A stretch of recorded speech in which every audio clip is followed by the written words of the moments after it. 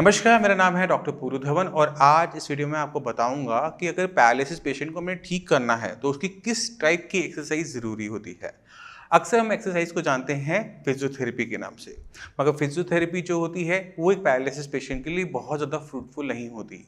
अगर आप पैरालिसिस के पेशेंट हैं और बहुत टाइम हो चुका है और बहुत लंबे टाइम से आप फिजियोथेरेपी करवा रहे हैं, तो आपको एक दिक्कत देखने को मिलती होगी कि जो एक्सरसाइज आप बैठ के या लेट के बेड पे करते हैं वो आपको खड़ा नहीं कर पाती, चलने में मदद नहीं कर पाती। तो इसी का सॉल्यूशन होता है, वो है ऑक्यूपेशनल थेरेपी। ऑक्यूपेशनल थेरेपी आपकी मसल्स के लिए नहीं होती, वो है आपके ब्रेन के लिए। आपके ब्रेन के अंदर क्लॉट आया था, नस फटी थी, ब्रेन के एक हिस्से को नुकसान पहुंचा था, उसकी वजह से आपका चलना उठना बैठना बोलने में दिक्कत आनी शुरू हुई। अब ब्रेन का वो हिस्सा जहाँ पे नुकसान हुआ वो मर चुका है, वो किसी भी कीमत पे जिंदा नहीं होने वाला। मगर ब्रेन का जो बाकी बचा कुचा हिस्सा है वो उस काम को करना सीख सकता है, यानी वो आपको चला सकता है, आपके हाथ में मूवमेंट लेकर आ सकता है, आपकी स्पीच को क्लियर कर सकता है। मगर हमने अपने ब्रेन को ट्रेन करना होता है। जो हमने बचपन से सीखा वो कहीं ना कहीं खत्म हो गया क्योंकि वो हिस्सा मर गया है। अब ब्रेन के दूसरे हिस्से को सिखाने के लिए ऑक्यूपेशनल थेरेपी इसलिए अच्छा काम करती है क्योंकि वो क्या कहती है, वो कहती है कि अगर आपने चलना है, पैरालिसिस के बाद आपने दोबारा से चलना है, तो आपको चलना ही शुरू करना पड़ेगा। अगर आप बैठ के कोई एक्सरसाइज कर रहे हो या फिर लेट के एक्सरसाइज कर रहे हो वो मत करो, आप चलने के लिए, अच्छे से चलने के लिए चलो। इसी तरह से हमारी आर्म की बात करते हैं। अगर आपकी आर्म में मूवमेंट नहीं है, हाथ में मूवमेंट नहीं है, उंगलियां नहीं चल रही, तो आप अगर ये एक्सरसाइज कर रहे हो या सिर्फ किसी और से अपनी फिजियोथेरेपी करवा रहे हो, जैसे हम देखते हैं कि हम मशीन का यूज़ करते हैं, मसल स्टिमुलेटर का यूज़ करते हैं, टेंस का यूज़ करते हैं, उससे हमें इंप्रूवमेंट देखने को नहीं मिलती।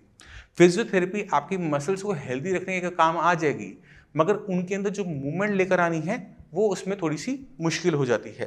रीज़न क्या है? ब्रेन को रिपीटिशन चाहिए होती है, यानी एक काम जो हम बार बार करते हैं, हमारा ब्रेन उस चीज़ में बहुत अच्छा होता चला जाता है। अगर आप मैथ्स पढ़ते हैं, मैथ्स आपको पसंद है, मैक्सिमम टाइम आप मैथ्स को देते हैं, तो हो सकता है कि आपकी साइंस वीक होगी बट मैथ्स में आपकी कैलकुलेशन बहुत अच्छी होगी। क्यों? क्योंकि हमने उसमें रिपीटिशन की है, एक ही काम को बार बार किया है। अब हमने करना क्या है? पहले सेशन के लिए हमने ऑक्यूपेशनल थेरेपी करनी है, और ऑक्यूपेशनल थेरेपी करने के लिए आपको किसी सेंटर में जाने की ज़रूरत नहीं होती है। आपको ऑक्यूपेशन बनाना है, किसको? एक्सरसाइज को। आप उसके वर्ड को ही समझने की कोशिश करो, ऑक्यूपेशनल थेरेपी। यानी अगर आप एक्सरसाइज को अपना ऑक्यूपेशन यानी अपना काम बना लेते हो, आप उस पर दिन में बहुत ज़्यादा टाइम देते हो, रिपीटेशन पे रिपीटेशन, रिपीटेशन पे रिपीटेशन, इतनी रिपीटेशन करते हो कि आप उसका नंबर याद नहीं रखते, तो वो आपको फ्रूट देना शुरू करती है 2-3 महीने बाद। जब 2-3 महीने आप रिपीटेशन कर रहे हैं, कंटिन्यूसली चल रहे हैं, आर्म की एक्सरसाइज कर रहे हैं, एक ही एक्सरसाइज जो हम कर रहे हैं बार बार करे जा रहे हैं, तो ब्रेन उसमें अच्छा होता चला जाता है। तो पैर के लिए आप समझ गए होंगे कि अगर हमने पैर को ठीक करना है तो एक ही एक्सरसाइज है, वो है ढंग से चलना। अगर पैर को घुमा के रख रहे हो और उस पर प्रैक्टिस करोगे तो पूरी जिंदगी पैर घुमाते रह जाओगे। अगर आप आर्म को ढंग से एक्सरसाइज नहीं कर रहे, गलत तरीके से कर रहे हो, तो पूरी जिंदगी वो गलत हैबिट बन जाएगी, क्योंकि ब्रेन वो सीख जाएगा कि अगर मुझे आर्म को लेकर आना है, गलत तरीके से लेकर आना है, तो गलत तरीके से पूरी जिंदगी लेकर आएगा। तो आपने ध्यान क्या देना है कि अगर आप कोई भी एक्सरसाइज करते हो तो मेक श्योर करो कि वो परफेक्ट तरीके से हो। उम्मीद करता हूँ इतना पार्ट इस वीडियो का आपको समझ में आ गया होगा। अब चलते हैं कि हमने कौन सी एक्सरसाइज करनी है और कैसे करनी परफेक्ट तरीके से।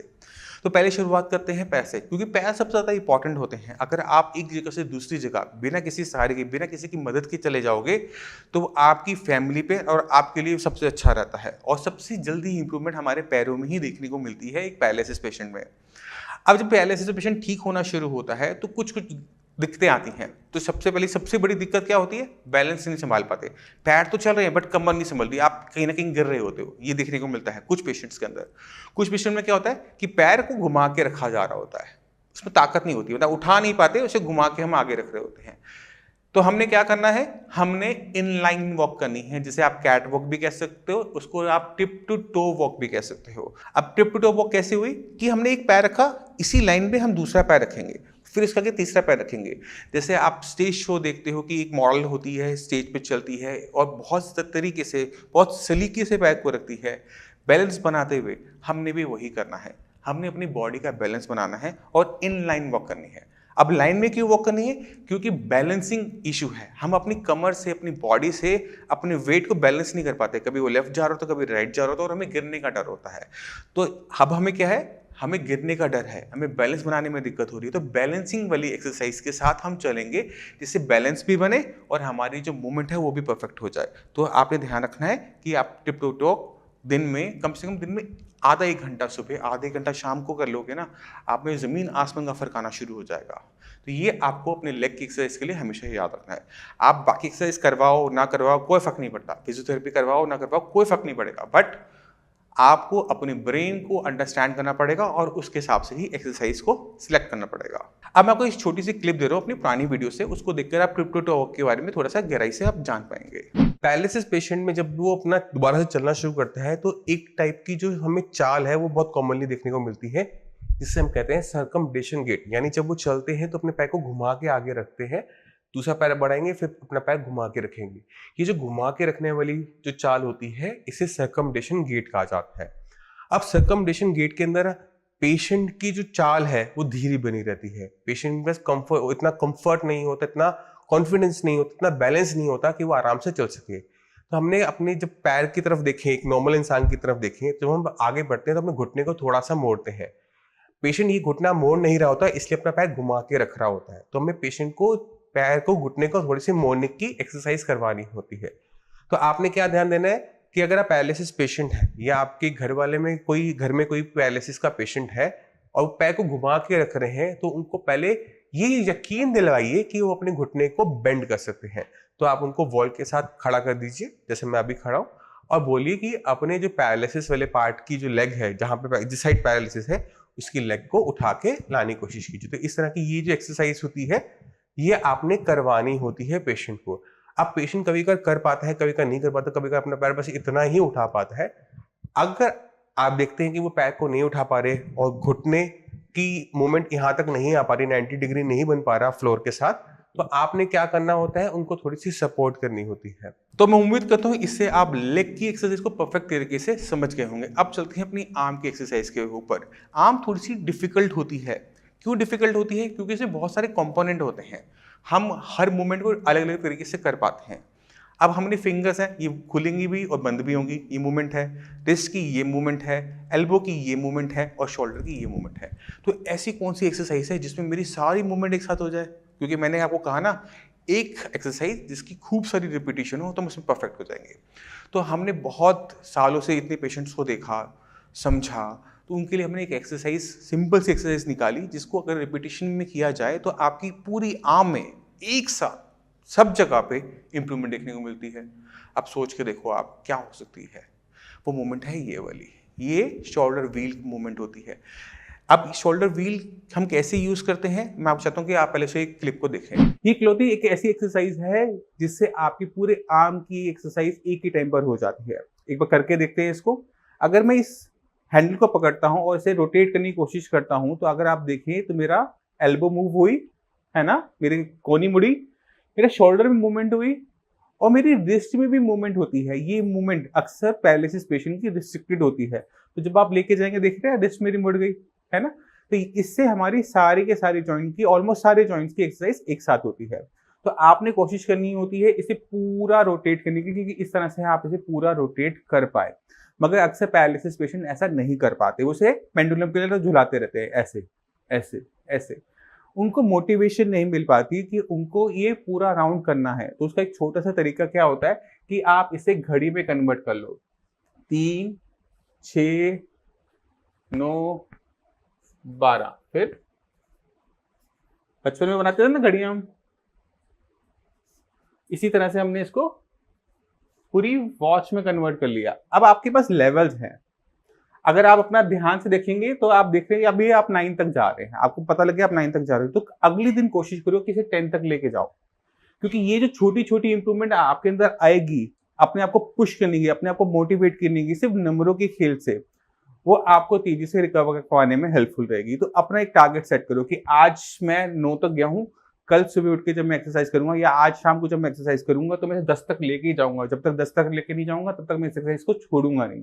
तो ये जो नंबर्स हैं इनको आप हल्के में मत लीजिएगा, ये जो नंबर्स होते हैं ये बहुत मोटिवेट करते हैं एक पैरालिसिस पेशेंट को अपने हर दिन को दूसरे दिन से, पिछले दिन से बेटर बनाने में, और यही पेशेंट के अंदर इंप्रूवमेंट लेकर आता है। अब जब आपको इसमें दिक्कत हो तो इस शोल्डर व्हील के अंदर कई टाइप की एडजस्टमेंट होती है। नॉर्मली लोग इसको फिजियोथेरेपिस्ट क्लिनिक पे करते हैं, मगर हम एडवाइस करते हैं कि इसको आप घर पे ही इंस्टॉल कर लो, क्योंकि ये बहुत ज़्यादा कॉस्टली नहीं होता है। ये 1000 रुपये का आराम से अमेजोन पे मिल जाता है। तो आपने लेना है, अपने किसी भी बिजली वाले को बुलाइएगा, उसको बोलिएगा घर पे इंस्टॉल कर दे, तो 100-200 रुपये में इसको इंस्टॉल कर जाएगा। उसके बाद दिन में 2 बार आपने अपने आप को एक चैलेंज देना है कि आज मैं कल से बेटर करूंगा, बीते हुए कल से बेटर करूंगा। आज आप 8 पर हो, कल मुझे 9 पर जाना है, परसों मुझे 10 तक जाना है। तो क्या हुआ, हमारी रेंज बढ़ती चलेगी और एक दिन ऐसा है कि आप इसे पूरा का पूरा रोटेट कर पाओगे। तो हमने अपने आप को पुश करने की जो हैबिट होती है वो चलाए रखनी होती है, बंद नहीं करनी होती।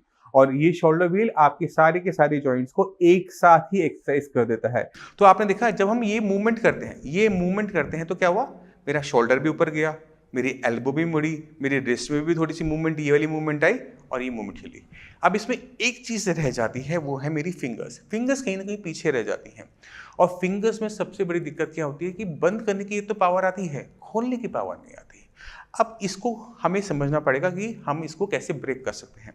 तो उसके लिए अपने हाथ की तरफ देखो, अपने हाथ की एक फिंगर की तरफ देखो और देखो कि यहाँ की मसल्स कितनी मोटी मोटी हैं और यहाँ की मसल तो बिल्कुल बारीक पतली सी धागे जैसी होती है। तो अब मसल्स मोटी होने की वजह से, ज़्यादा मसल्स होने की वजह से हमारी ग्रिपिंग पावर बहुत अच्छी तरीके से आ जाती है, क्योंकि ब्रेन की कनेक्टिविटी यहाँ पे अच्छी है। और पूरी ज़िंदगी हमने हाथ बंद किया, मुट्ठी बंद की है, मगर जब हमें पैरालिसिस हुआ, ब्रेन के अंदर नुकसान हुआ, तो इसको खोलने के लिए जो मसल्स हैं, एक तो वो पतली और इसमें जो कनेक्टिविटी है हमारी ब्रेन की वो भी कम, क्योंकि उसने काम ज़्यादा नहीं किया, उसने उसकी प्रैक्टिस ढंग से नहीं की। अब हम क्या करें, तो हमने क्या करना होता है कि आपने अपने हाथ में सामान पकड़ना होता है, कुछ भी पकड़ लो, पेपर वेट हो गया, पुराना मोबाइल हो गया, कुछ भी जिसका वेट बहुत ज़्यादा ना हो, और अपने ब्रेन से कोशिश करो कि फिंगर्स को खोलने की कोशिश करो। तो वो थोड़ी थोड़ी हिलेंगी, थोड़ा थोड़ा हिलने के बाद वो धीरे धीरे वो जो मूवमेंट है ना वो बढ़ती चली जाएगी। तो देखेंगे कि हम सामान को छोड़ना शुरू कर रहे हैं। जब ये हल्की सी ये मूवमेंट आनी शुरू हो जाती है ना, ये मूवमेंट, हल्की सी ये मूवमेंट भी पहुंच गए, तो आपका पूरा हाथ चलना शुरू हो जाएगा, क्योंकि आपने किसी चीज़ को पकड़ना है, पकड़ लिया, अब उसे छोड़ भी सकते हो अपनी मर्जी से। क्योंकि यही दिक्कत होती है सबसे ज़्यादा पैरालिसिस पेशेंट की, कि वो अपनी मर्जी से चीज़ों को नहीं छोड़ पाते। तो आप इसको करेंगे, किसी भी सामान को पकड़ा अपने हिसाब से, अपने ठीक ठाक साइज हो और वेट बहुत ज़्यादा ना हो कि वो अपने आप छूट जाए, और कोशिश करें उसे छोड़ने की, गिराने की। जब आपके पास ये मूवमेंट आ जाएगी कि आप किसी सामान को छोड़ सकते हो, गिरा सकते हो, उंगलियां खोल सकते हो, यही तो मूवमेंट हमें चाहिए थी। तो ये 2 एक्सरसाइज आपने अपने आर्म के लिए करनी है। लेग के लिए मैं आपको बता चुका हूँ। इसको अगर आप रिपीटिशन में बार बार करोगे तो आपका ब्रेन इस एक्सरसाइज में परफेक्ट हो जाएगा। मगर ब्रेन में एक दिक्कत होती है कि ब्रेन एक टाइम के बाद, एक एज के बाद ना वो डेवलप होना बंद हो जाता है। उसको आपने चालू करनी है, और उसके लिए मैं हमेशा कहता हूँ कि न्यूरोप्लास्टिसिटी पे काम करो, अपने ब्रेन को समझने की कोशिश करो, अपने दिमाग को समझने की कोशिश करो कि वो कैसे ठीक होगा, कैसे वो मूवमेंट लेकर आएगा। तो मैं चाहता हूँ कि न्यूरोप्लास्टिसिटी पे जो पूरी वीडियो है उसको आप आराम से इस वीडियो के बाद देखें, जिससे आप समझ में आ जाएगा कि हमने अपनी बॉडी पे कैसे काम करना है और क्यों काम करना है। क्योंकि इस क्यों का आंसर आप समझ जाओगे, आपके लिए रास्ते बहुत तेजी से, बहुत अच्छी तरीके से खुल जाएंगे। तो एक पैरालिसिस पेशेंट को क्या चाहिए होता है ठीक होने के लिए? सही मेडिसिन, सही थेरेपी एंड सही डाइट। इन तीनों चीज़ों का कॉम्बिनेशन कर लो, आपको पहले महीने के अंदर ही अपनी बॉडी के अंदर ज़बरदस्त चेंजेस देखने को मिल जाएंगे। मैं उम्मीद करता हूँ इस वीडियो से आप काफ़ी कुछ समझ गए कि एक पेशेंट को, पैरालिसिस पेशेंट को क्यों ऑक्यूपेशनल थेरेपी ज़रूरी है, ऑक्यूपेशनल थेरेपी और फिजियोथेरेपी के बीच के डिफरेंस को आप समझ गए होंगे, और हमारे लिए क्या बेनिफिशियल है ये समझ गए होंगे।